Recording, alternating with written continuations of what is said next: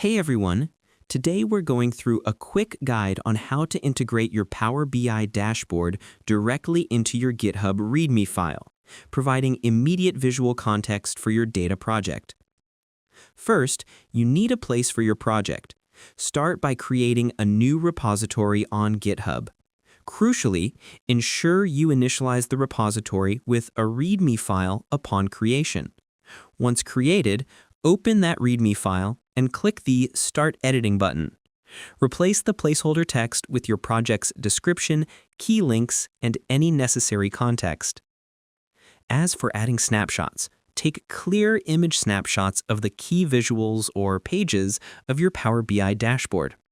Insert these images directly into your README file, ideally under a dedicated Snapshots section.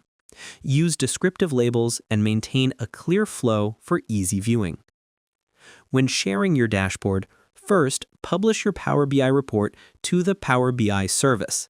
Once published, go to the report, generate and copy the shareable link. This is the public URL that allows viewers access. Paste this shareable link directly into your GitHub README file. This creates a permanent direct link from your documentation to your interactive report. As for adding cards, by simply pasting the dashboard link, GitHub often automatically generates a visual card showing a quick preview below the linked site. This visual confirmation is a great way for users to verify the link works and see a quick summary without leaving GitHub. Before committing your changes, verify everything. Check that your image snapshots display correctly, confirm the shareable link opens the live Power BI report, and ensure that GitHub cards render the expected visual preview.